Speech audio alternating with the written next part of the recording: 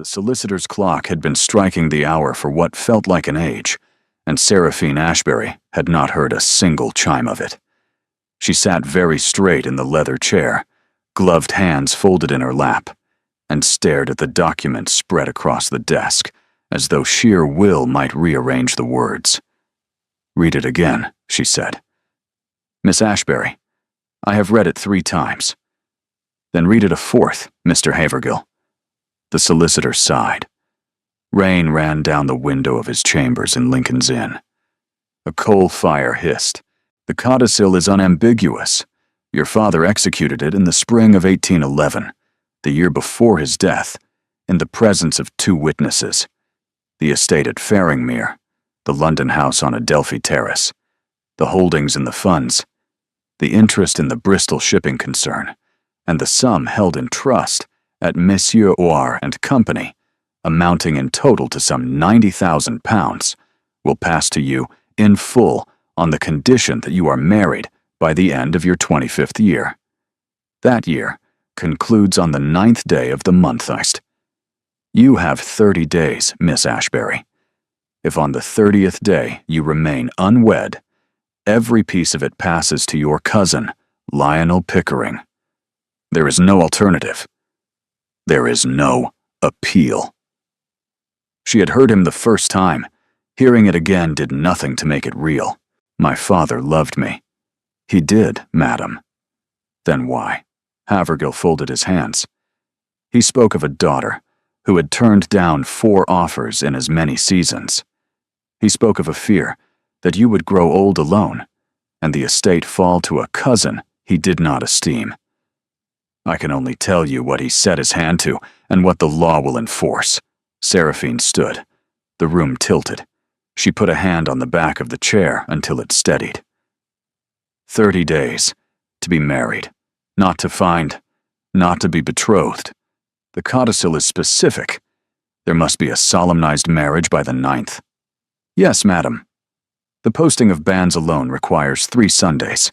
A common license might serve, if the bishop's clerk were obliging. But I must present him with a name. I do not have a name." "No, madam. Who knows of this?" "Myself. My clerk. The 2 witnesses. And as of yesterday evening, your cousin, Mr. Pickering, to whom the terms were communicated by letter at the direction of the deceased." She shut her eyes. Of course her father, loving her, and fearing for her, and mistrusting her cousin in equal measure, had felt bound to notify the man who stood to gain, in the interest of what he would have called fairness. Her father had been a fair man. Fairness, applied without tenderness, became cruelty, and the codicil was the exact shape of that cruelty rendered in legal Latin. "I shall return tomorrow at 10. At the door, she turned. "Mr. Havergill, if I were to come to you on the morning of the 9th with a husband in tow and a clergyman willing to read the service, would you recognize it?" "I would examine the certificate, madam, and the license, and if both were in order, I would recognize it without hesitation." "Thank you." She went down the stairs with her head quite high, and her maid Berthwin fell in behind her. They did not speak until they were both in the carriage, and the door was shut. Then Seraphine pressed her forehead against the cold window and allowed herself, for precisely 4 seconds, to make a sound that was not quite a word and not quite a sob. Berthwin produced a clean handkerchief and laid it on the seat beside her hand, and waited. By the time they reached Adelphi Terrace, she had done her arithmetic. She required a man of rank sufficient to procure a common license, and willing to consent. She had refused 4 offers in 6 seasons. Of those 4, 1 was dead of a fever in Portugal. 1 had married her dearest friend. 1 had removed to the West Indies, and the last would sooner throw himself from Westminster Bridge than renew his suit.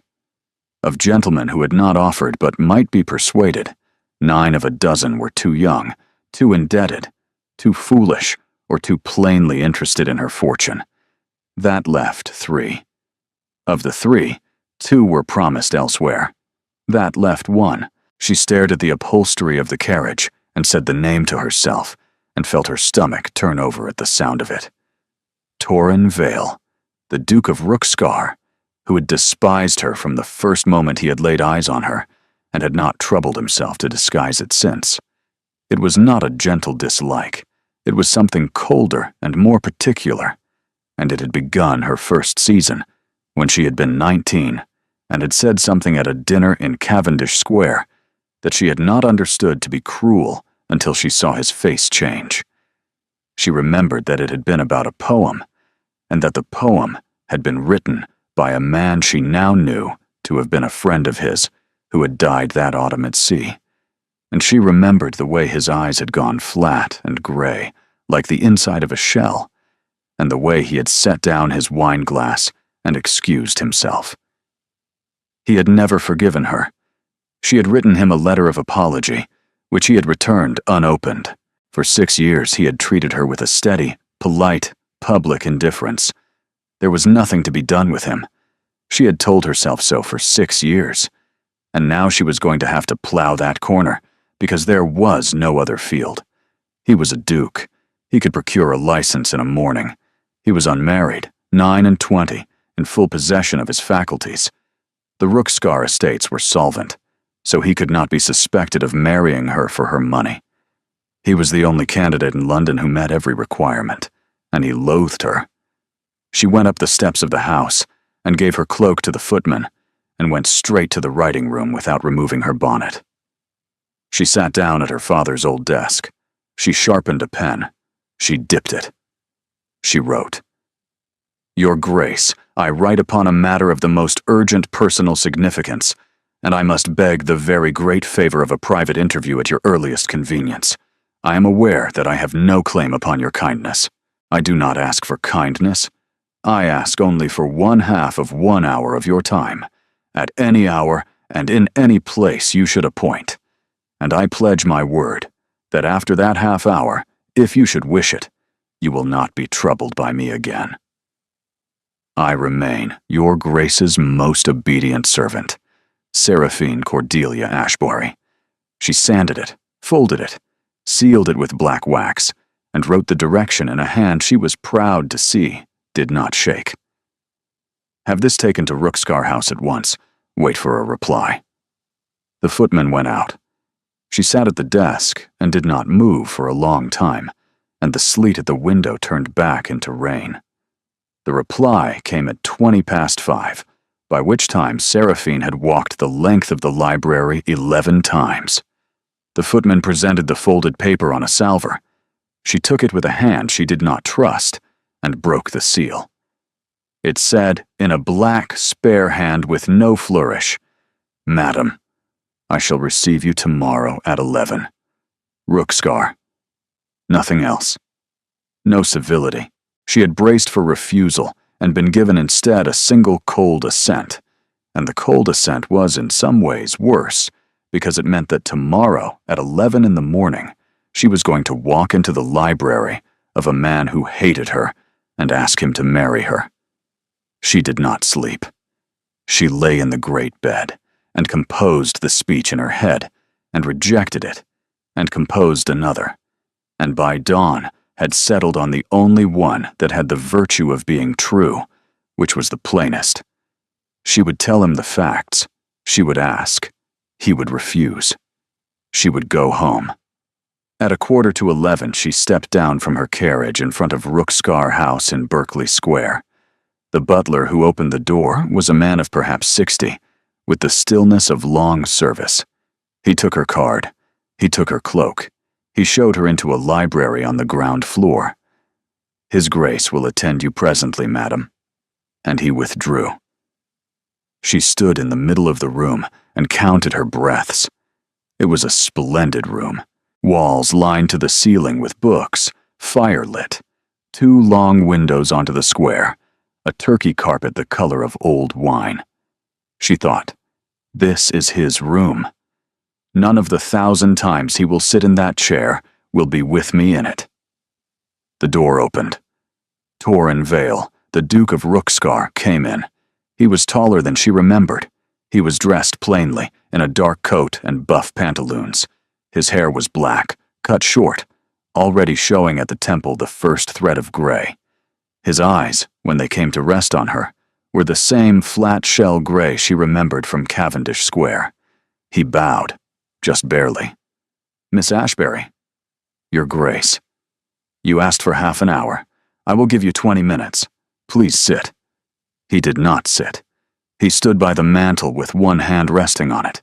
She sat in the chair closest to the fire and arranged her hands in her lap. She had decided during the sleepless night that she would not remove her gloves, because if she removed her gloves, he would see her hands shaking. "I thank you for receiving me." "You need not. What do you want?" The rudeness steadied her. "My father placed a condition in his will that I did not know of until yesterday. I must be married by the 9th day of next month, or forfeit the whole of his estate to a cousin. That gives me 30 days from yesterday. By reason of the banns, the time, and the nature of the gentleman of my acquaintance, I find that I have one realistic prospect of complying, and I have come to present it to you." He did not move. He looked at her with an attention that was so complete, it felt like being handled. "You are asking me to marry you." "I am." "For your fortune." "Yes. My fortune is £90,000, and an estate in Hampshire, and a house on Adelphi Terrace. If I forfeit, the whole passes to my cousin Lionel Pickering, who has been in communication with a racing establishment at Newmarket that is not the sort that improves the character of its patrons. I do not intend to give him my father's work. I have come to you because you are unmarried, of sufficient rank to procure a common license. The Rookskar estates are solvent. And because I consider you a man of your word. I understand perfectly that you hold me in no regard. I am not asking for regard. I am asking for a contract." She waited. He had not moved. "Go on." "I propose the following. We marry by common license, as quickly as may be managed. On the morning of the wedding, I will settle 3/4 of the capital upon trustees for the benefit of any children, and failing children, for charitable purposes. I will retain the remaining quarter and my mother's jointure. You will not be asked to touch 1 penny of the Ashbury money. You will be under no obligation beyond the obligations of the marriage service with respect to my person. We will live under one roof for the sake of appearances. At the end of a 12-month, if you find the arrangement insupportable, I will remove to Faringmere. I will give you sons, if God wills. I will trouble you otherwise as little as it is possible for a wife to trouble a husband." She had said it all without taking a breath. She took one now. "Is that all?" "That is all, Your Grace." "You have rehearsed it." "I have thought it through." "You have rehearsed it. I can hear where the sentences begin. I prefer you to tell me why, in the 6 years I have known you, you have never once given me any reason to suppose that you would voluntarily enter a room in which I stood, and why you have come today to offer me your hand." She lifted her chin. "Because I have run out of rooms, Your Grace." Something passed across his face. It was not a smile. It was not anything she had seen on his face before. It was there and it was gone. "You have run out of rooms." "I have. I am being entirely truthful. I am not offering you myself out of any affection, and I should think it an insult if I pretended that I was. I am offering you a settlement that is to your advantage, because you will acquire a wife who will not importune you for your attention, and the satisfaction of having delivered a woman you despise from a ruin that would gratify a cousin you have never met, but would, I think, despise more than you despise me. You are very certain I despise you. Your Grace, I've had 6 years in which to become certain." He left the mantel. He crossed to the window. He stood with his back to her and looked out into the square. A carriage went past in the street. The fire crackled. "If I say yes, you will be bound for the rest of your life to a man whom, by your own account, you have spent 6 years trying not to be in a room with." I am aware of the price. Say that word again. She paused. I am aware of the price, Your Grace. He did not turn. You may go. Return tomorrow at this hour, and I will give you my answer. She rose. She had her hand on the door when he spoke again, and his voice was quieter, and it was not a voice she had heard from him before. Miss Ashbury, the poem, at Cavendish Square, in the spring of 1809. Do you remember whose it was? Her hand tightened on the handle.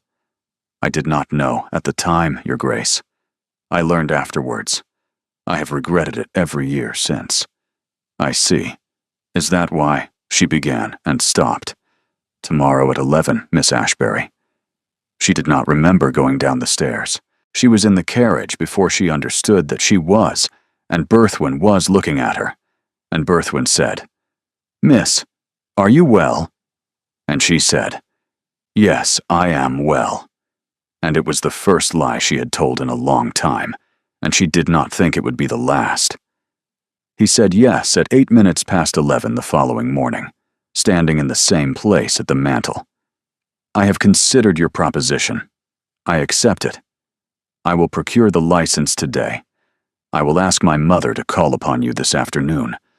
We will marry at St. George's in Hanover Square on the morning of the 8th. My solicitor will wait upon yours this afternoon. Is there anything you wish to alter? She had sat up half the night writing an alternative letter, one she would send when he refused. She unclenched her fingers from around it. No, Your Grace. Very well. I thank you. Do not. I have not done you a kindness. I have accepted a contract for reasons of my own which are not your concern. You owe me no gratitude, and I shall not accept any. One thing. In public, we will behave as a couple who have formed an attachment. That is the price of the fiction. I will not have my mother distressed, nor society amuse itself at either of our expense. In every drawing room in London, we will appear to have chosen one another. Is that acceptable? She heard the word. Price. He had used it a second time. She did not dare to ask if he had chosen it deliberately. It is acceptable. Good.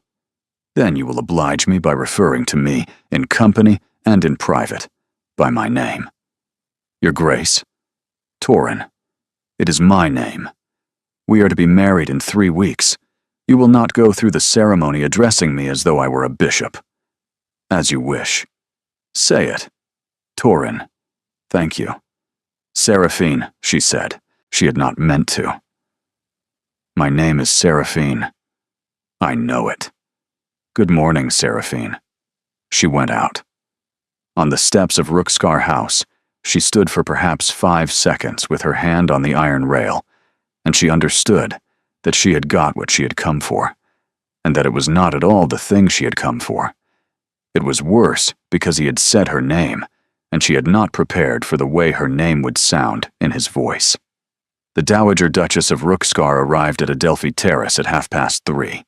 She was a small, upright woman of about 60, in a gray pelisse, and she took both of Seraphine's hands in hers and said, My dear child.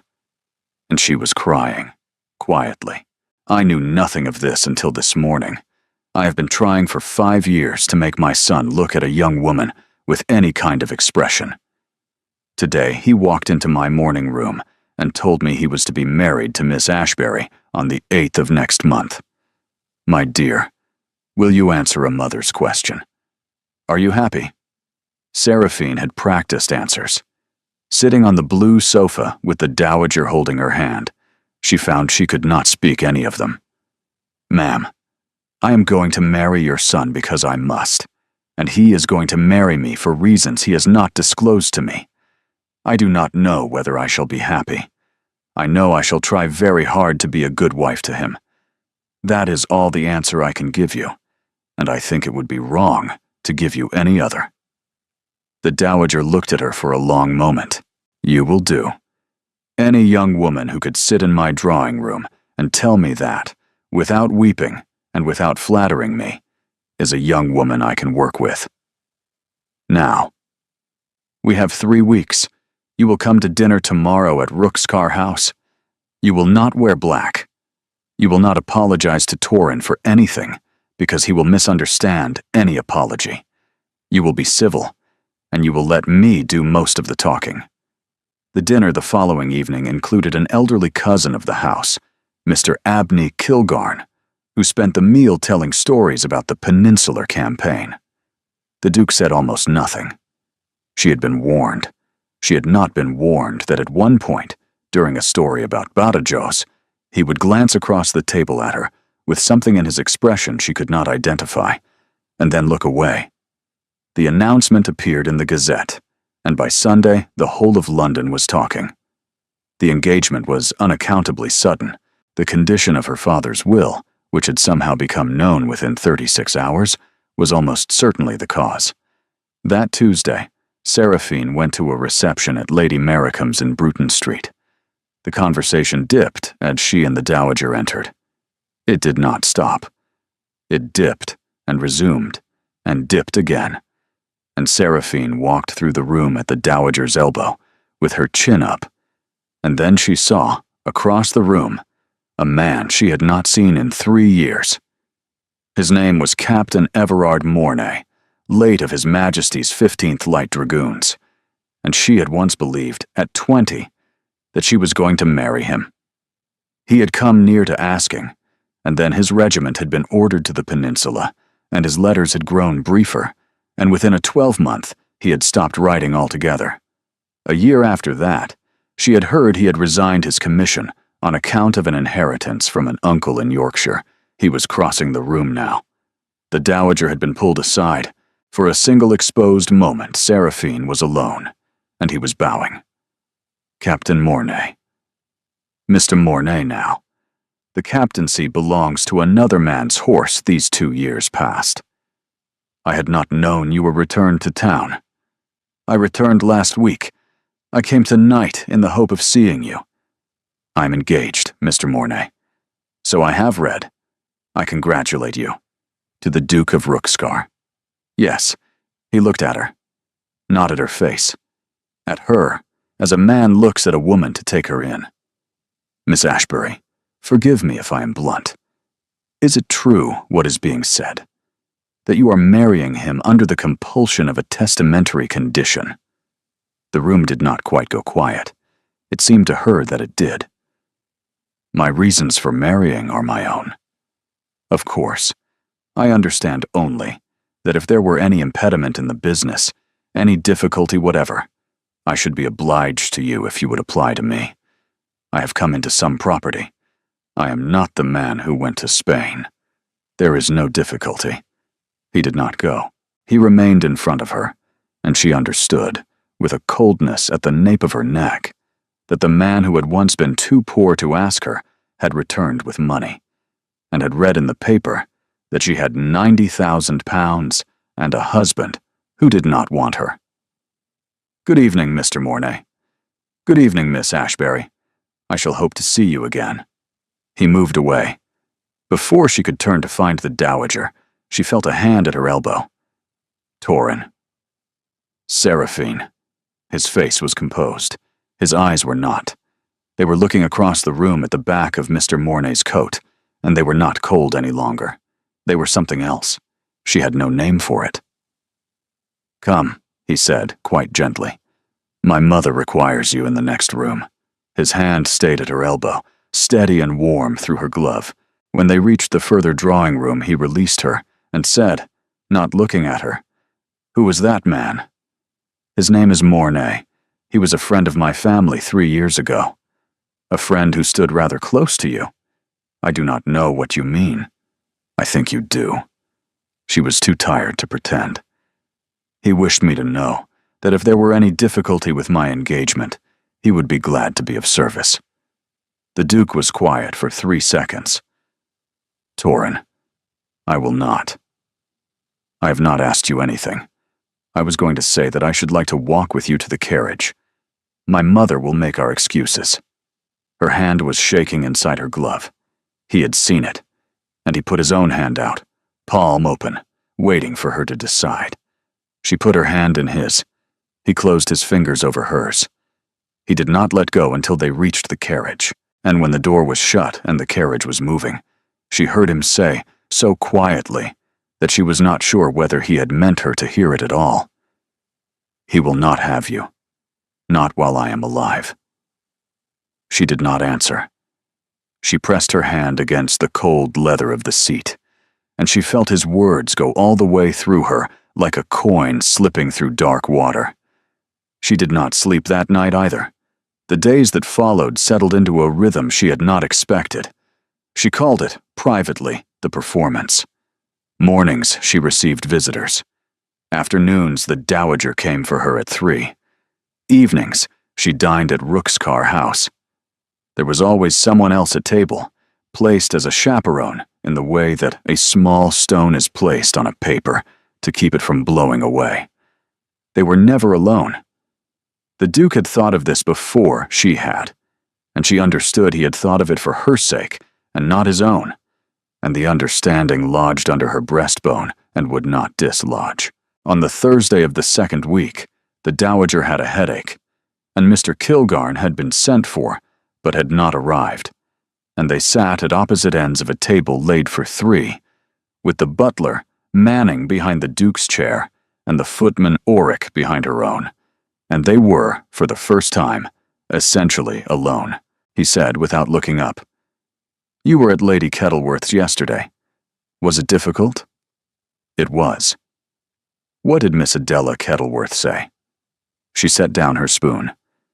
She said, in a voice not quite loud enough for her mother, that she wondered what my father's solicitor was charging for drafting a codicil that produced a duke at the altar in 30 days, because she would like to engage him for her own next season.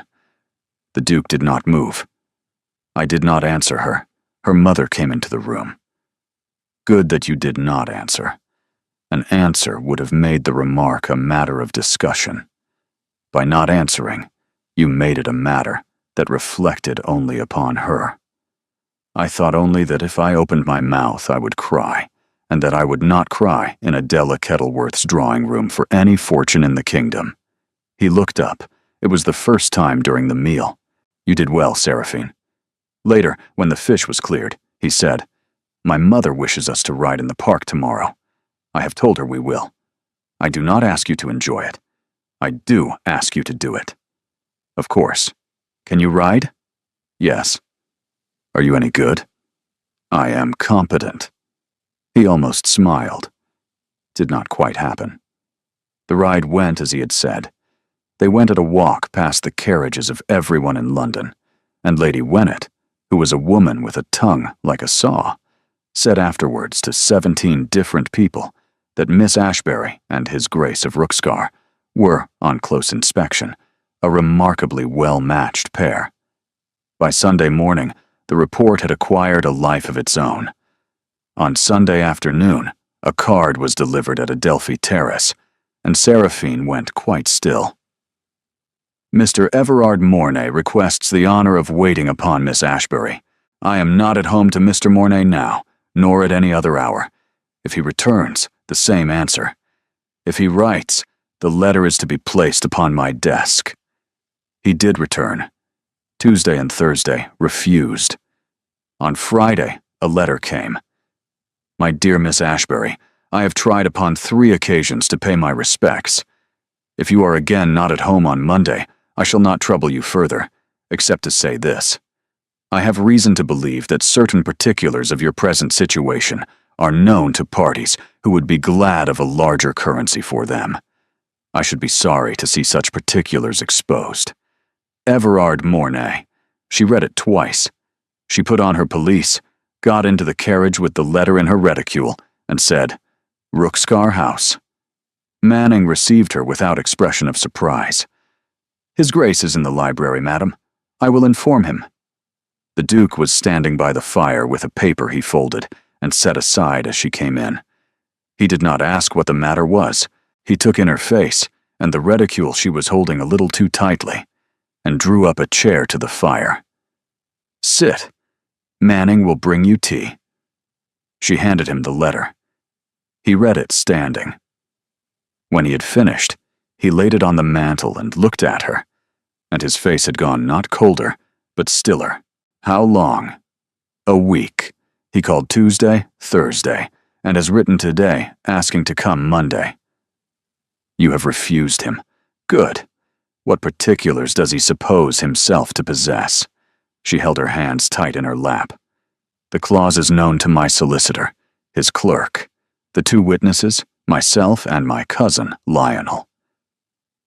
I do not believe any of the first four would speak. I think my cousin has calculated that his only chance of recovering what he has lost is to see the engagement broken before the 9th, and has been looking for an instrument.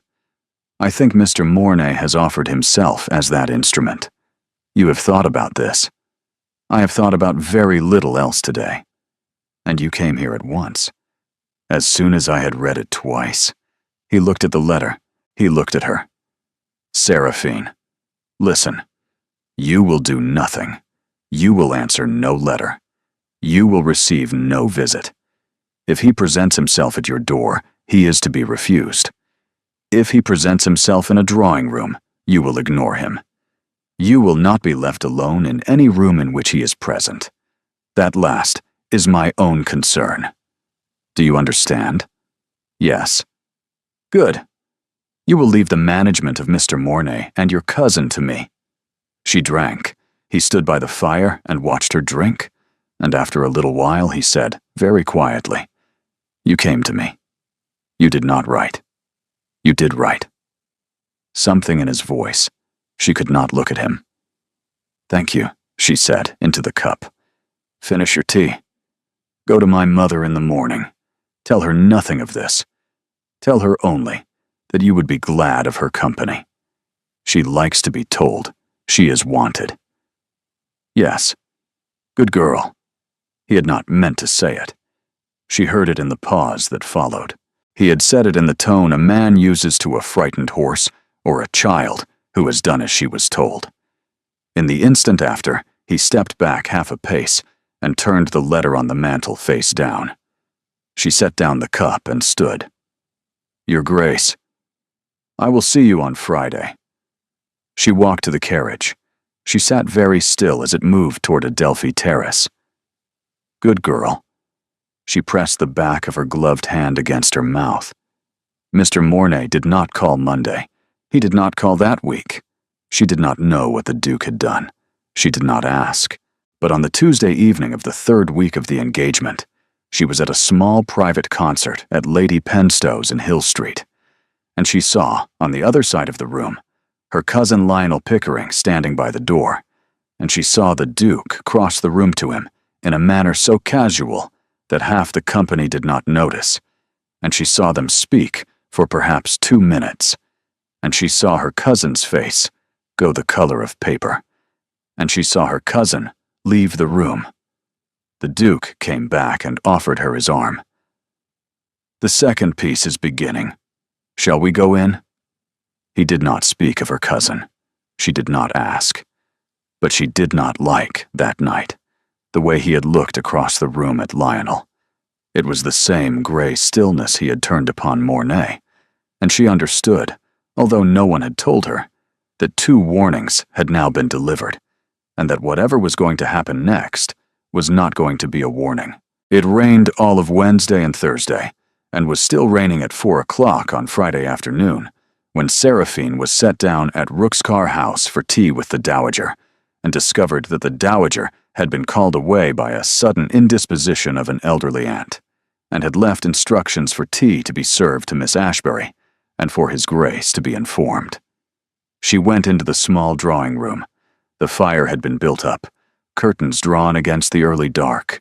She took off her bonnet and sat down, and found herself looking at the room as though she might find him in it. On the side table beside a bowl of flowers, there was a small, leather-covered book. She picked it up because her hands required occupation. On the flyleaf, in a firm, spare hand she had seen before, Torrin Vale. Christ Church, 1801. It was a book of poems. She turned a page. Between the 14th and 15th, there was a slip of paper. Cream, thin, not old. She did not take it out. She did. She lifted the edge with her thumb, only enough to see the first words. For W.D., who should have lived to see. She put the book down. He came in. He was in his shirt sleeves. He had not put on his coat. She understood that when Manning had informed him she was here, he had come at once, without going to his dressing room first, and that he did not know he had come without a coat until he saw her face. Forgive me. Do not. I have interrupted you. You have not. He went out. He came back in a dark coat he was still settling at the shoulders. He sat down opposite her and poured his own tea, and he handed her a cup without asking how she took it, because he had watched how she took it at 8 dinners, and he knew. They drank. You looked at a book on the table. I did. I'm sorry. I took it up because I was nervous, and I opened the flyleaf, and I closed it again as soon as I saw what was inside. You saw the slip. I saw the first words. I did not take it out. I know you did not. The slip sticks out on the outer edge. When you put the book down, you did not press it in. She looked at him. He was looking at the fire. You were very careful. I wish to tell you I noticed. He set down his cup. He leaned forward with his elbows on his knees and looked into the fire. His name was Wesson Derringham. We were at school together, and afterwards at Christ Church. He wrote the poem that I was shown by his sister after he died. He went out in the Elysium with Captain Tremlow in the autumn of 1809, and she broke up off the Breton coast in a gale, and there was no one saved. I laughed. I know. I did not know whose the poem was. I did not know he was your friend. I thought it was a silly poem, because Miss Varley had said it was a silly poem, and I was 19. I know, Seraphine. I am so sorry. You cannot undo it. Neither can I. You laughed, and I looked at you, and I decided in that minute that you were a young woman who laughed at things she did not understand, and that I would never be obliged to understand you. It was an unjust decision. I should have answered your letter. I burnt it. I was 23, and angry, and I could not bear to be told by a 19-year-old girl that I was being unfair. I am telling you now that it was unfair. Why are you telling me now? He reached for the poker, turned a coal, set it down. Because if we go on as we are, Seraphine, we are going to reach the altar on the morning of the 8th. And I have begun to think that I would be sorry to stand at an altar with a woman who believed that I despised her. The rain ran. A coal settled. Do you not despise me? No. You did. I did. I have not for some time. How long? I do not know. Longer than I had thought. I was surprised and somewhat ashamed to discover that I did not, when I received your note last Friday week. They drank their tea. There is one thing more, which I should tell you while we are being truthful. I did not write my letter of apology because a governess told me I must. I wrote it because I had learned whose the poem was, and I had gone to my room and cried for a length of time that alarmed my maid, and when I had done crying, I had gone to my desk and written it. It wasn't a performance. I did not know you well enough to perform anything.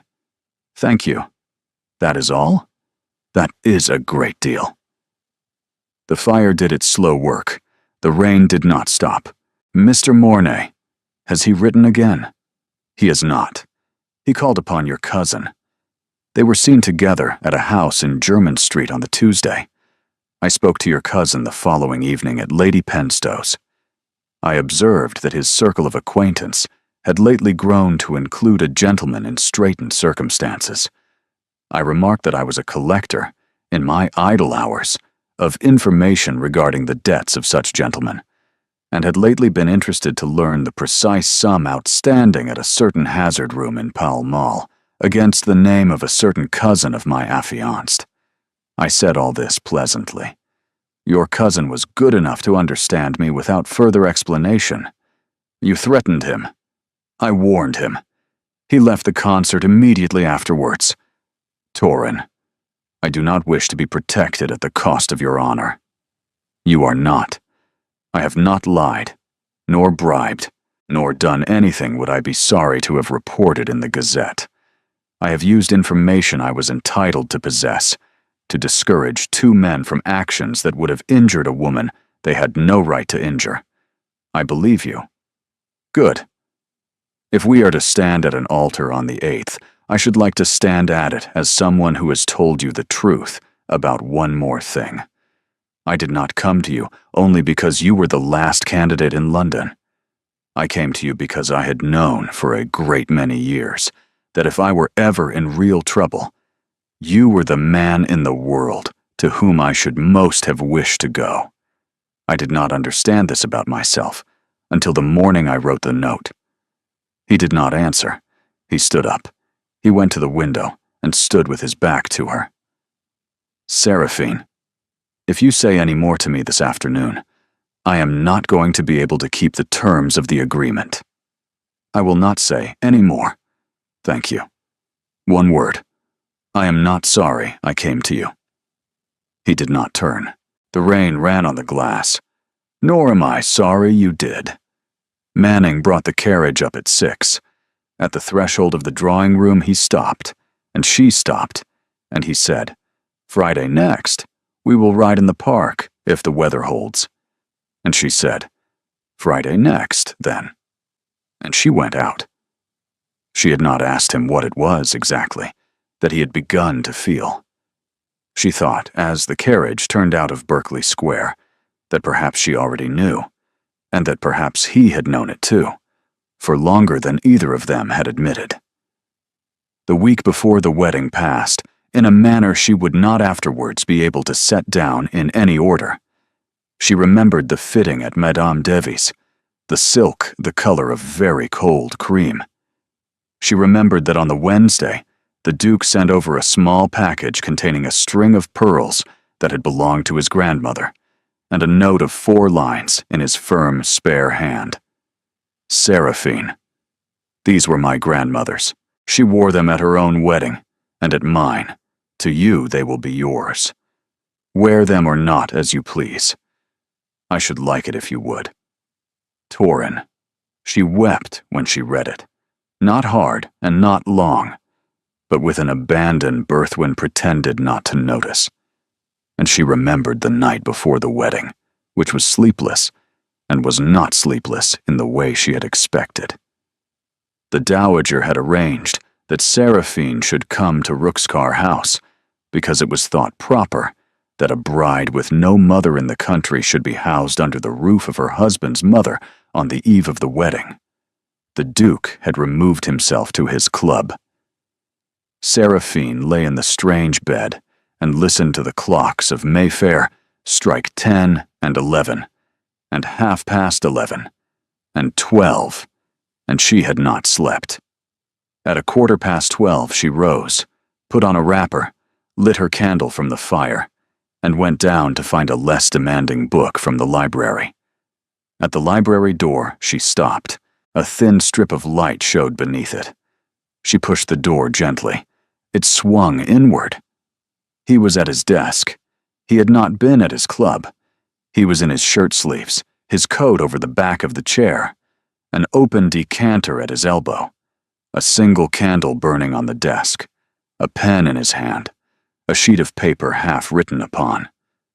When he looked up and saw her in the doorway in her wrapper, he did not show any surprise at all, as though at some level below thought he had been waiting for her to come in.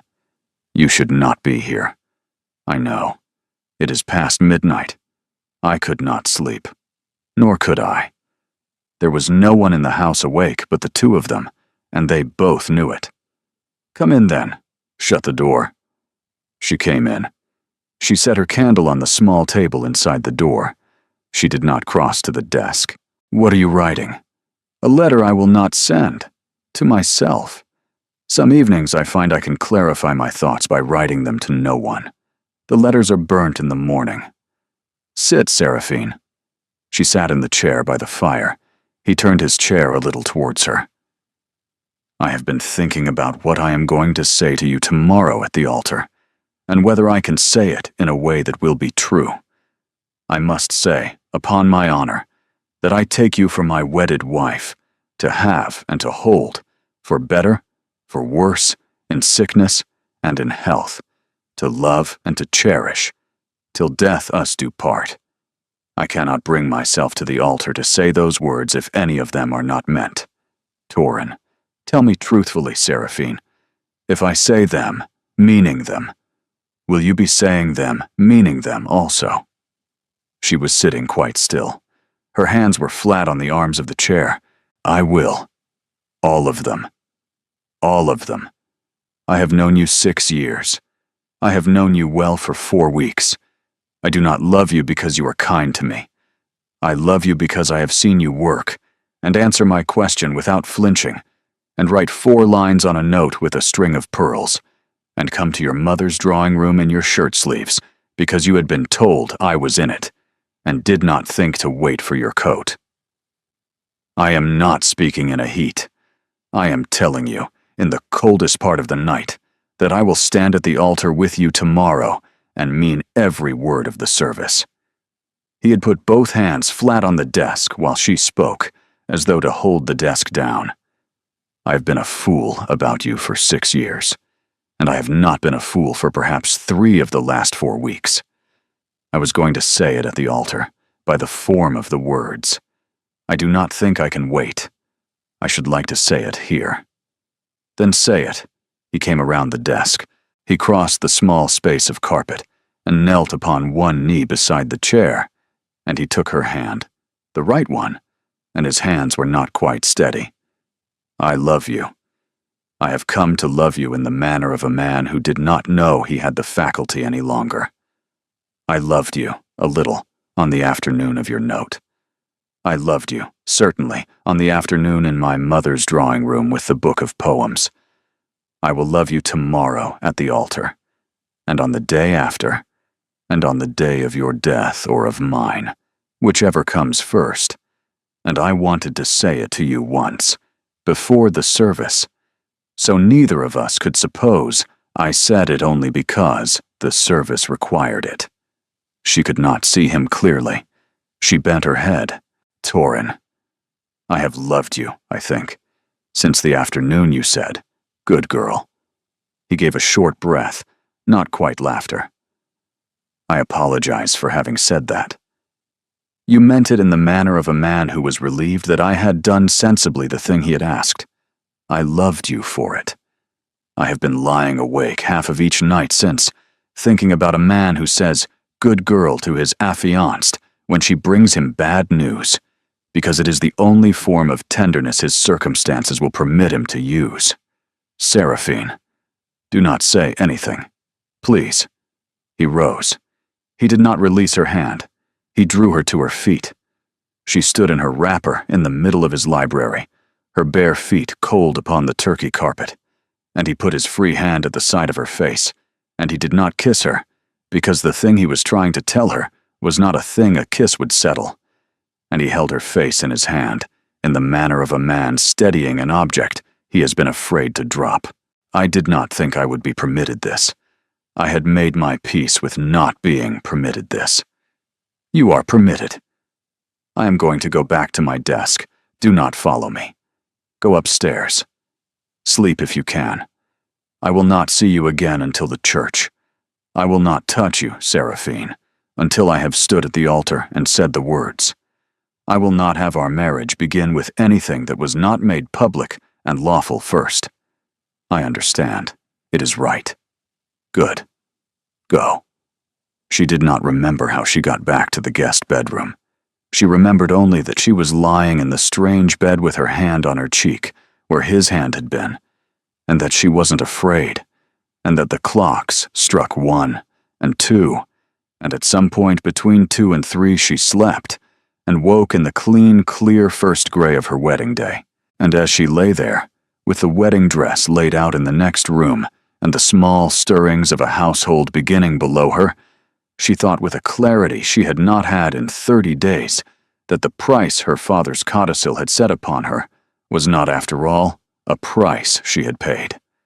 It was the price she had received. She rose at 6:30. Berthwin came in at 7 with hot water and a face so carefully neutral that Seraphine understood at once something had happened. "Berthwin, what is it?" "There has been a letter delivered to His Grace at 6 o'clock, miss. His Grace has been at his desk since he received it.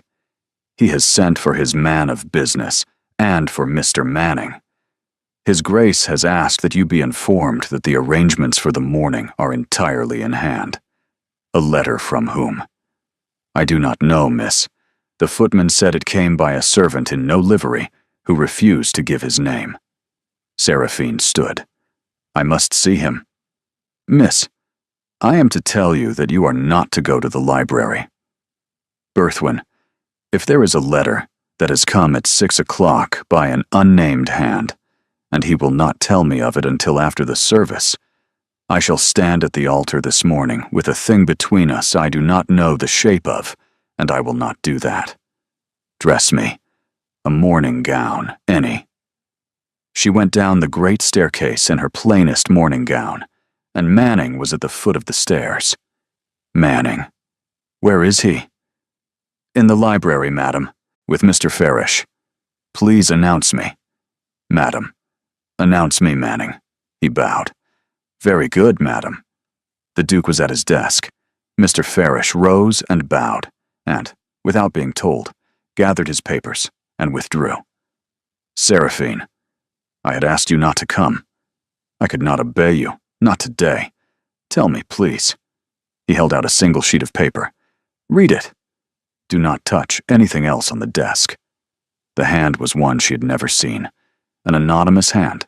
Plain, careful, unmistakably a woman's. "Your Grace. I write without signing my name, as I am a servant in a house to which I shall not refer. I was in the room at Cavendish Square in the spring of the year 1809, on the night upon which a poem of Mr. Wesson Derringham was read aloud. It was not Miss Ashbury who began the remark.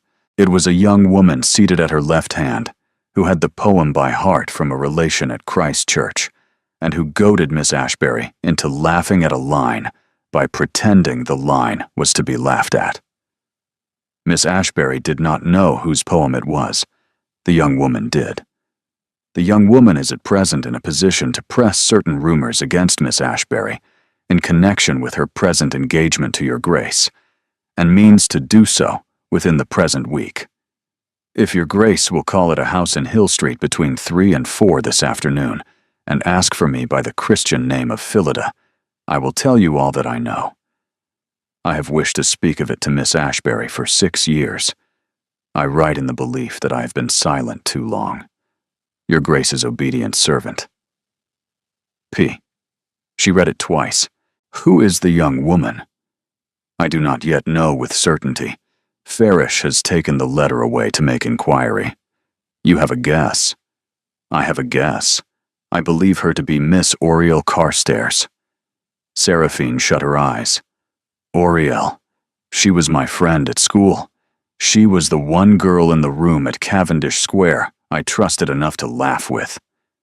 If this letter is true, she has been holding a knife to your throat for 6 years, for a reason she has never told you. What do? We marry at 12, as arranged. Farish will go at 3 to Hill Street. I will go with him, and my mother's brother, Sir Perry, who is a magistrate, and my cousin Kilgarn. If the letter is true, we will return with a sworn deposition and go to Miss Carstairs at 6, and we will give her the choice of writing a letter of full retraction under the witness of the magistrate, or of having the deposition laid upon the desk of her affianced and her father by tomorrow evening. She will choose the letter.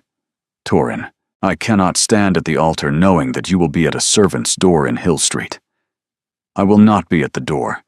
I will be inside the house, in a morning room with a magistrate. It is clean, Seraphine. I will not compromise the day. I give you my word. Then I accept it. I will not think of Hill Street until you tell me it has been seen to. You will tell me afterwards. I will tell you everything. Tonight. She went back to the guest bedroom and sat at the small writing table and wrote, Oriel, I am to be married this morning at St. George's. You were at my side at Cavendish Square in the spring of 1809, and I have called you my friend. I know what you meant to do this week. I do not know why. If you wish to tell me why, you will come to me on the 11th of this month at 3 at my house on Adelphi Terrace, and you will tell me to my face. If you do not come, we will not speak again in this life. I write this on the morning of my wedding, because I do not wish any business to remain unsettled upon the day upon which I enter a new estate. Voici Berthwin. Have this taken to Miss Carstairs in Hill Street. Give it into the hand of the house porter, not by the post. Do not let Mr. Manning or any other servant of this house know of it. Yes, miss. Dress me now. In the gown. The service at St. George's was conducted at 12 precisely by the Reverend Dr. Allerby, with a small and carefully assembled company. The bride was composed, handsome, and gowned in silk the color of very cold cream. The Duke said his responses distinctly, and with evident feeling. The Dowager Duchess wept.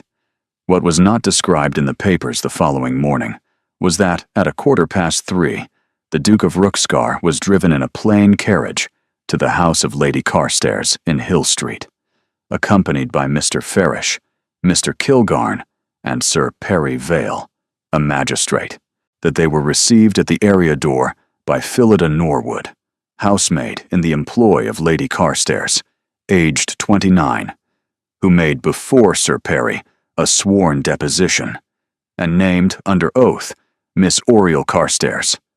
What was not described was that, at 5:30, the same party were received by Miss Carstairs in her mother's morning room, and placed before her a copy of the deposition, and gave her the choice between a letter of full retraction of every word she had spoken privately to Mr. Mornay and Mr. Pickering, witnessed by the magistrate, or of having the deposition conveyed to her affianced and her father within the hour.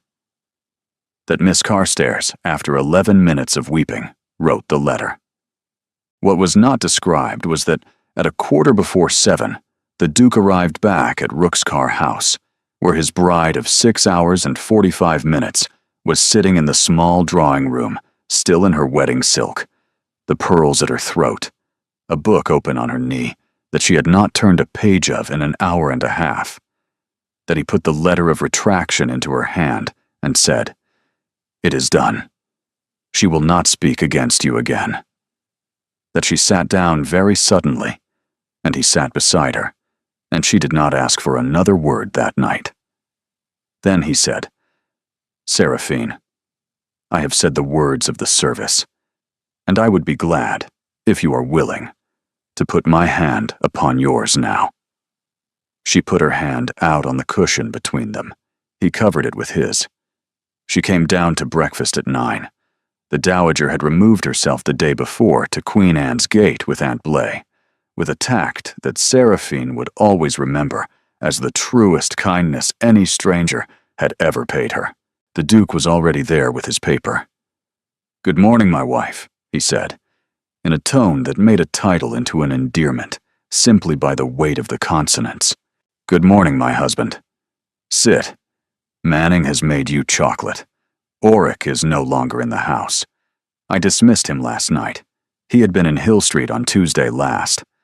I did not know it until Farish brought me Phillida Norwood's full statement. He had taken money from Miss Carstairs' household. I was not willing to sleep one night under the same roof with such a man once I knew. You are right. Torrin, there is one further thing I did yesterday which I did not tell you of. I wrote a letter to Miss Carstairs at 7 in the morning, before I went down to the library.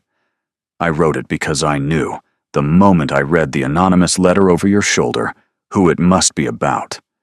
I wrote it because I could not wait for you to come back from Hill Street to speak for me, and because I did not want my first act as your wife to be an act in which you had acted for me, and I had not spoken for myself. What did you write? That I knew what she had done, that I did not know why, that if she wished to tell me why, she should come on the 11th at 3, and if she did not come, we would not speak again in this life. You sent that letter before the service. Signed. Signed with my initials only. Sealed. Sent by Berthwin to the porter in Hill Street. Not by the post.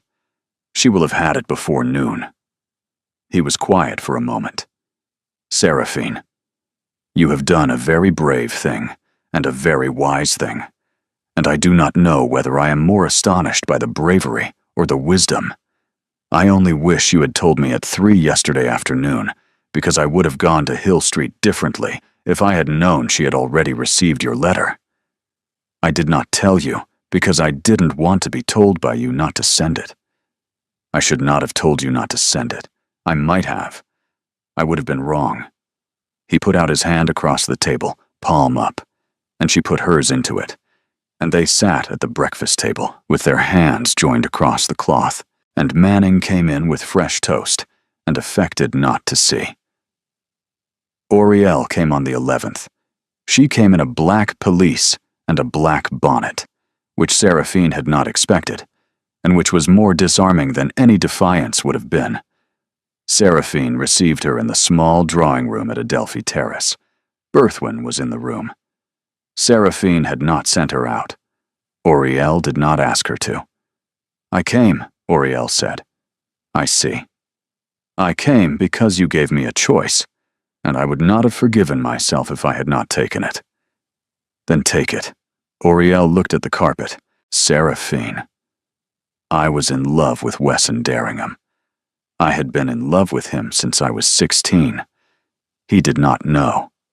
He did not ever know, because he was a man who did not look at young women for any purpose, except to write about them afterwards. And I was not the sort of young woman he would have written about. I was at Cavendish Square in the spring before he went. I had been given news by my brother, who had been at Christ Church, that Mr. Derringham had written a poem about the ending of an engagement he had lately formed and had lately broken. I had the poem by heart from a copy my brother had brought home. I began to speak of it. I said it in such a way as to make you laugh. I wished very much for somebody else to laugh at the poem along with me, because I could not bear to be the only person in England who found it ridiculous, when in my heart I found it the finest poem I had ever heard. I laughed at it because I could not endure the thing it told me, which was that he had loved a woman enough to break an engagement for her. I made you laugh with me because I could not laugh alone, and I have hated you for 6 years for the crime of having done what I asked you to do. I have hated you, Seraphine, and I have known all the while that I was the one who should have been hated, and I have held on to the hating of you because it was easier than the other thing. When I saw you become affianced to the one man in London who would never consent to be lied about, I thought that if I could break the engagement, I could make you the laughing stock I had made myself, in my own heart, for 6 years. I am not purged. I am the smallest I have ever been. I came today because you wrote me a letter that a woman of real generosity would write on the morning of her own wedding, to a woman who had tried to ruin her. Seraphine did not speak for a long time. Oriel, you have been a great fool. You have been a fool of a particular kind, which I have also been. You have done me a wrong, which I will not pretend was small. You have tried to injure, through me, a man who had done you no harm, and whose friend you say you loved. I am not going to forgive you today, because I am not ready, and to say that I had would be the worst kind of lie. I am going to tell you what I will do. I will tell my husband what you have told me, because I will have no secret from him. I will ask him not to proceed further against you. I will ask you to cease from any further communication with me for the space of 1 year, and at the end of that year, if you write to me, I will consider your letter. I am not going to speak against you in any company. I am going to hope that in a year you will have become a person with whom I can imagine being in a room again. Oriel was weeping quietly. Thank you. Go now. She went, Berthwin closed the door. Seraphine did not move. Berthwin. Yes, Your Grace. Seraphine will do. Will you sit with me a little? I do not wish to be by myself. They sat together for an hour without speaking, and the afternoon light changed on the walls, and Seraphine wept a little, not for Oriel and not for herself, but for the one person in the whole account who had died at sea in his 24th year, without ever knowing that two women had loved him in their different ruinous ways. The season went on.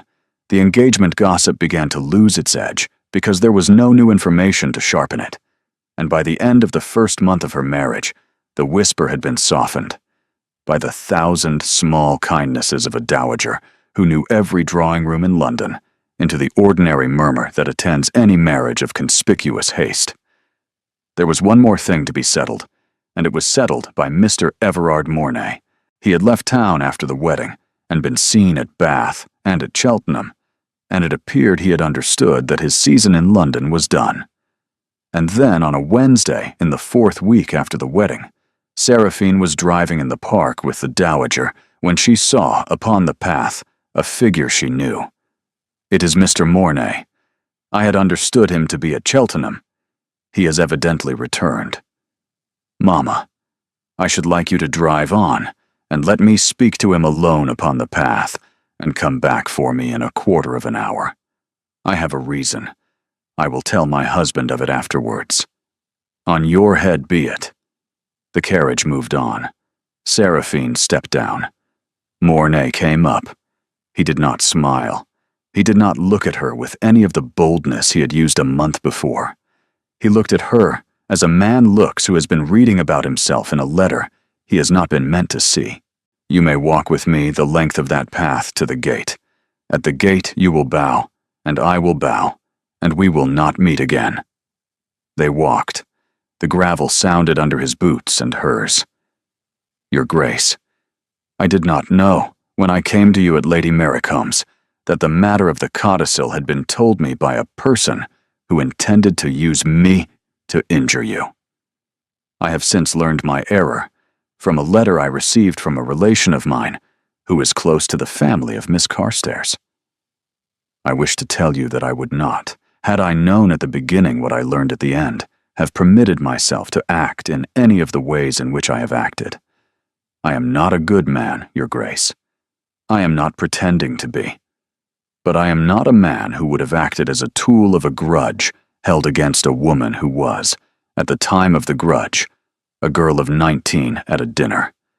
I do not expect you to acknowledge it, and I do not propose to mention it again. She walked with him in silence for 20 paces. Mr. Mornay, I accept what you have said. I will tell my husband that you said it. I wish you a better life in Yorkshire than the one you might have had in Spain. They reached the gate. He bowed. She bowed. He turned one way along the park railings. She turned the other. That evening she told the Duke of the interview on the path. You met him alone. Yes, in full view, with your mother, in her carriage within recall.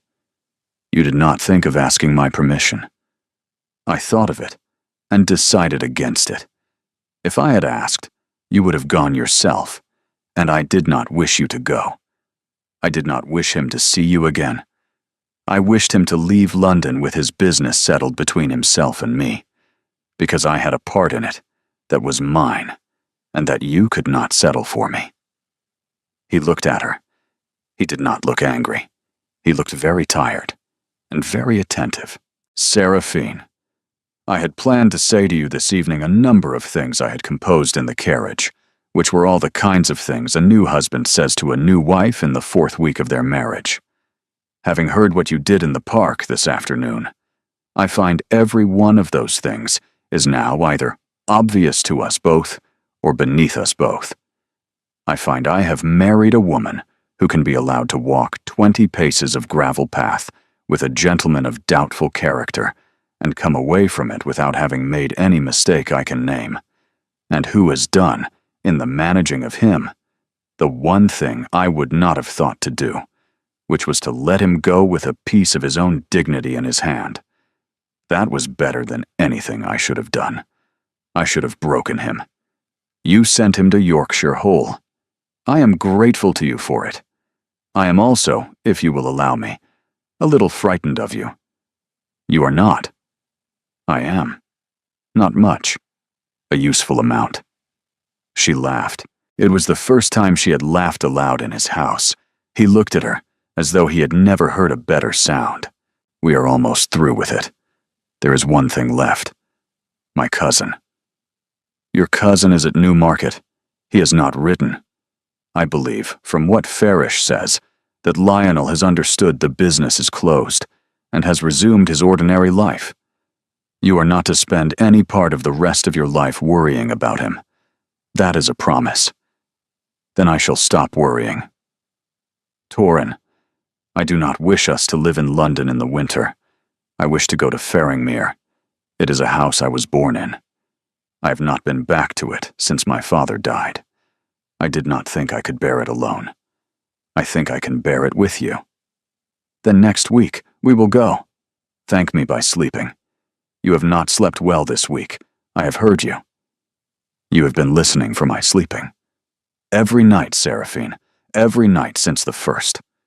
She put out her hand, and he took it, and he drew her across the small space between his chair and hers, and he put his arms around her, and she rested her head against his shoulder, and after a while she did sleep against him, and he did not move.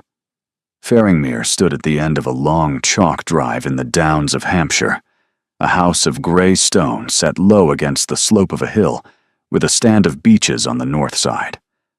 The drive turned twice between walls of yew, and at the second, turning, the house came into view, and Seraphine put her gloved hand flat against the window of the carriage and did not speak for some minutes. There is a shutter at the south front that is hanging. That shutter has been hanging for 11 years. My father would not have it mended, because he said it reminded him that the house was older than he was, and would be so long after him. I see no one has mended it. Shall I mend it? No. I think I should like to leave it as it is. They were shown into the house by the housekeeper, Mrs. Tarrant, who had been in the Ashbury family's service for 34 years. Will you let me have half an hour in my father's study alone before dinner? I have not been in it since he died. It is as he left it, Your Grace. His papers upon the desk, his books. I have not moved one thing. She went in alone at 5 o'clock. She stood in the middle of the carpet and looked at her father's things. His pen was in the inkstand, dried. His spectacles were folded beside a book, open face down upon a chair. The book, when she picked it up, was the third volume of Clarendon's History of the Rebellion. He had been reading about the death of Charles I. He had set it aside at the page upon which Charles was being taken from St. James's to Whitehall. He had not reached the scaffold. She sat in his chair at the desk. The chair was too large for her. It had always been too large for her. On the desk, under the pen stand, there was an envelope in her father's handwriting, addressed to her. She had not seen it before. She broke the seal. My dearest Sarah, I shall not send this. I have sat at my desk this morning and written it, and I shall put it under the pen stand, and I shall ride out, and either I shall come back or I shall not. I have a feeling today that I shall not. I have placed a condition upon my will concerning your marriage. I have done this because I have seen you refuse 4 men whose offers a less dear daughter would have accepted, and I have begun to be afraid, not of the refusals, but of the reason for them, which I believe to be that you have been waiting for a man who will not notice that you are waiting. I have a candidate in mind. I will not name him, because if I name him to you, I shall ruin him for you. He has come to 2 of my dinners in the past 12 months. He has argued with me upon both occasions about the Navy, and he has been wrong upon both occasions, and he has listened to me afterwards upon neither. I like him for it. I like him for the manner in which he turned upon the footman who dropped the fish at the second dinner, which was the manner of a man who had been taught to blame himself first and the servant second. I like him for the way he looked at you across the table when you spoke, which was, as a man looks who has set himself not to look and has failed. I will not write his name. If the condition in my will does its work, you will have found him by the time this letter reaches your hand, and you will know. I am, my darling girl, your father, who has loved you every day of his life, and has written you this letter in the foolish hope of being, even from the grave, of use to you. Papa. She did not move for a long time.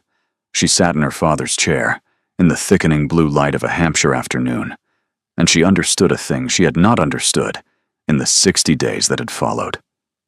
He had meant Torien. He had sat in this room a year before his death and watched his daughter refuse 4 men and dined the Duke of Rookscar twice and set the thing up without telling her, because he had known that if he had told her, she would have refused that offer also. He had built a box and put her in it, and left the key on the outside, and trusted her to find her way out by the only door he had allowed to be open, which was the door Torrin Vale stood on the other side of. He had not known how Torrin despised her. He had not known about the poem. He had only seen Torrin turn upon a footman and look across a table and argue about the navy, and he had decided. He had died without knowing he had been right. The door opened. Torrin came in. Torrin, I wish to read you something. My father wrote it a year before his death. He put it under the pen stand. He meant me to find it. Will you sit? She read the letter aloud, steadily. She did not weep. She had done her weeping in the first half hour of reading it to herself. When she had done, she set the letter on the desk. He was looking at the carpet. I was at 2 of his dinners. I remember the footman and the fish. He was a boy from the village. He dropped the turbot entirely upon the Bishop of Chichester, and your father looked at me because I was nearest the bell, and I rang it. And when the upper footman came, I said, "A cloth and another plate for his lordship, and none of your observations for the boy." I did not know your father was examining me. He examined you twice. He examined me while he examined you, which I didn't know either. Seraphine, your father liked me. I dined at his table twice and argued with him about the navy, and I was wrong, and I didn't listen. I would have liked him. I should have told him so. He knew. He ended the letter saying he had written it, in the foolish hope of being, even from the grave, of use to me. A man does not write such a sentence, except in the belief he will be read. Torrin stood up. He crossed to the desk. He did not sit in the chair where she was. He stood beside it, and put his hand upon the back of it. Seraphine, I am going to keep this letter. I am going to keep it in my desk at Rookscar House. I am going to read it once a year, on the anniversary of your father's death. I am going to become, over the years, a man of whom, if he were living, he would think, that is the man I thought he would be.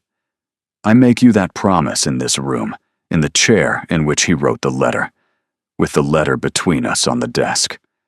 I wish to make one more promise to your father in his absence, as he made one to me in mine. I promise him, through you, that I will love his daughter as a man loves a woman who has been given into his hand by a wiser man than he knew to be wise, and that I will fail her as all husbands fail their wives, and that I will come back from each failure faster than the last, and that I will love her, at the end, better than I loved her at the beginning. She put out her hands. He took them. She stood up out of her father's chair.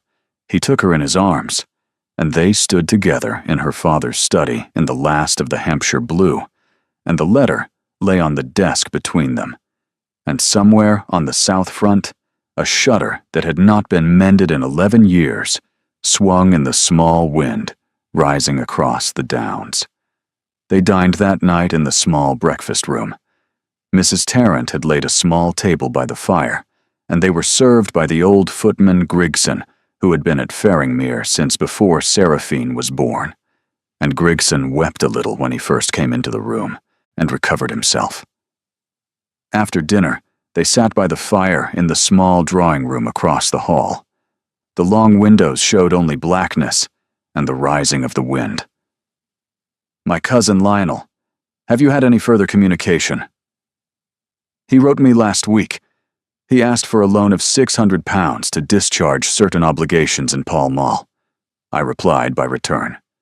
I told him I would not make him a loan, but I would, upon the single condition that he quit Newmarket and Pall Mall and present himself at an estate in Ireland, of which I have the management, there to work for 2 years in the office of the steward at a salary of £140 per annum, and his board, pay down his debts by a schedule of my devising, and at the end of the 2 years return to England, a man capable of earning his own living.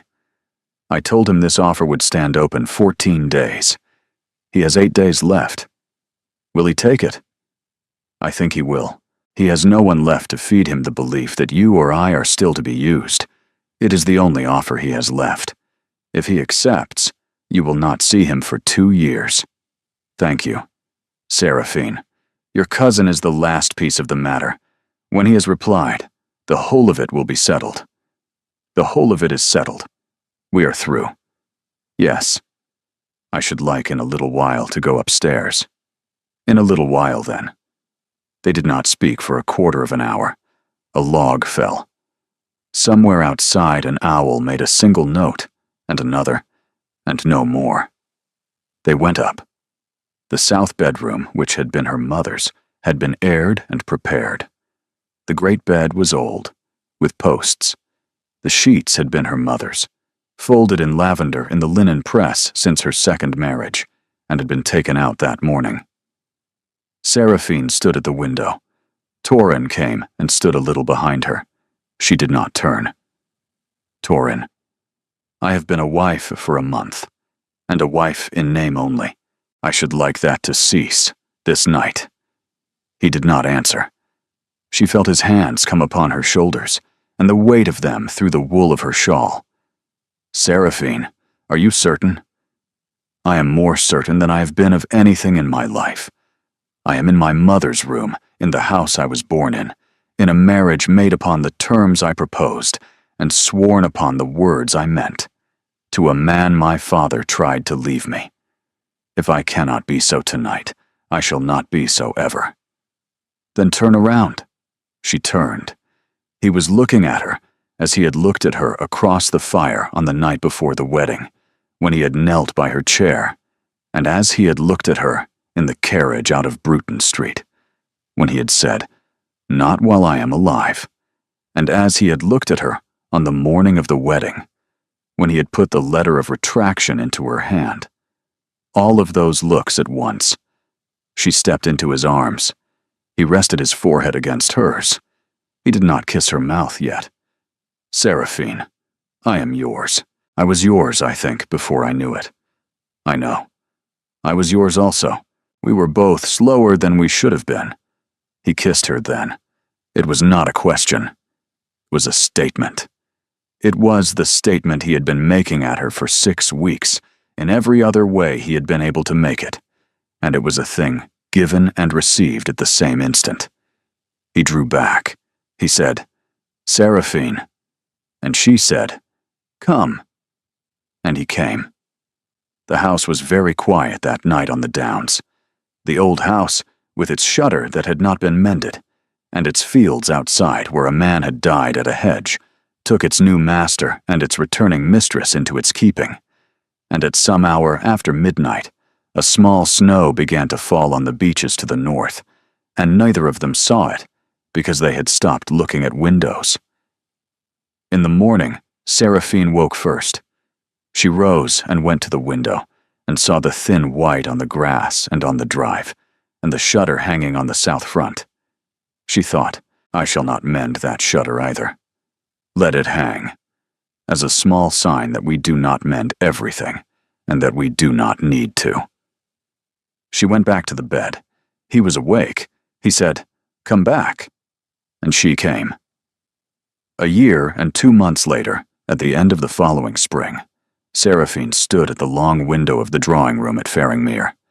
She was holding a letter from her cousin Lionel, who had taken Torrin's offer on the 12th of the 14 days, and who now wrote once a month from the Irish estate, short letters full of small particulars about a drainage scheme, and an ewe that had lambed twins, and a servant teaching him to read Irish, which he wrote he was no good at, and meant to persist in. He had paid down 400 of his debts. He had not been to Newmarket nor to Pall Mall in 13 months. She went out of the drawing room. She crossed the hall. She went into her father's study, which was now also Torrin's study, and which they shared. And Torrin was at the desk, and a letter under his hand, and he looked up. Lionel. All well. He's reading Irish. He reports that he is no good at it. He's not the first Englishman to make the report. She crossed to him. She stood by his chair. She did not sit on the arm, because a parlor maid was passing in the passage outside, and the door was open. Her hand rested on the back of his chair, and he put his hand over hers. There is one matter. I have heard from Havergill. The business of the estate is wholly settled. 3/4 of the capital is in the names of the trustees, for the purposes you proposed. The remaining quarter remains in your name. My estates are mine. The settlement is upon the terms you proposed, the day you first sat in my library. I tell you this because I wish you to know the terms were never altered, and will not be altered by me. She was quiet for a moment. Torrin, alter them. Seraphine, I wish them altered. I do not wish my house to be my house, and your house to be your house, and my estate to be my estate, and your estates to be your estates. I wish everything I have to be given into your keeping, and to accept into my keeping anything of yours. I propose Havergill draft a new settlement in which all the properties are held in the joint name, to the survivor, and after the survivor, to the children of the marriage. I propose to tell my husband, in his study at Faringmere, that the terms under which I once asked him to take me were terms I set because I did not know him, and that having known him, I do not wish to be married to him upon those terms any longer, and that I wish to be married to him upon the ordinary terms of a woman who has married a man she loves and who loves her. He may refuse. I accept. Upon one condition, that the proposal be drawn and executed in this room, at this desk, by Havergill, and that the signing of it be upon the anniversary of your father's death, which falls in 6 weeks, and that the document be kept in the drawer of this desk, which was his, beside the letter he left for you. Yes, Torrin, there is one further thing. I am with child. He did not move. Since when? Since, I believe, February. Dr. Halvey was here last week. The baby will come in October, or near it. Seraphine, sit. She sat then, upon the arm of his chair, because the parlor maid had passed on, and she put her arm about his shoulders, and he turned his face against her side, and he was quiet for a long time, and she felt his breathing change twice. After a time, he looked up. A boy or a girl? It cannot be known yet, Torrin. No. I asked because I wished to see what I would say if I knew. I find it does not matter to me in any degree whatever. What shall we call her? Her? I find I am imagining her. I had thought of Cordelia. It was my mother's second name, for her and for your grandmother. Elspeth was your grandmother. Elspeth Cordelia Vale. Very good. And if it is a son, I should like him to be called Wesson. She felt him beside her, not move. You do not object. I do not object. I had not asked, because I did not wish to raise his name in a house to which he had never been. He was my friend. It is a debt of years. They sat for a long while. The sun moved along the carpet. Mrs. Tarrant sent up word about the menu for the dowager's arrival. The small business of the house pressed at the door, and they let it press. And Seraphine thought, this is my life now. And then she thought, no, this has been my life for more than a year. And then she thought, I was wrong to say that the price was a price I received. It was not a price at all. It was the place I was always going. I did not know the way in, and my father laid the stones of the path. After a while, Torin rose, and she rose, and they went out into the hall, and down the stone steps. And the wind of spring on the downs came across the lawn, and Torin put his arm around her shoulders before they went out into the sunlight, as had been his habit for 14 months. It was the single gesture by which she knew she was his, and he was hers. And in a drawer in a desk, in a study, in a house in Hampshire, in the years that followed, there came to lie, beside a letter written by a father a year before his death, 3 further letters. One, dated October of that year, announcing the birth of a daughter named Elspeth Cordelia. One, dated November of the year after, announcing the birth of a son named Wesson Torin. And one, very much later, dated the last day of a very long life, addressed to a grandson who was to be born 3 years after the hand had ceased to write, asking the grandson to go one day to Christ Church and to stand upon the staircase that faced the meadow, and to think for a moment of a young man who had died at sea in his 24th year, and of a girl of 19 at a dinner in Cavendish Square in the spring of 1809, and to understand that both of them had given him his grandfather and his grandmother, and that no story anyone lived was ever only their own, and that some prices, when they came to be paid, turned out to have been places. Thank you for staying with Seraphine and Torin from that first gray morning in a solicitor's chambers to this last letter in a desk in Hampshire. Their story began with a clause in a will and a clock running, and it ended in a drawer that held a father's letter, a signed settlement, and the names of 2 children who had not yet been born when the story began. What looked, at the opening, like a price set upon a young woman's life, turned out at the close to have been a road laid for her by a man who had loved her and had not lived to see her arrive. Every price in this tale became, in time, a place. That is the quiet reversal we wrote the story for. If this is the kind of story you want more of, follow along so you do not miss the next one. Until then, be well, and be good to the people who set the paths you are walking, even when you do not yet know that they did.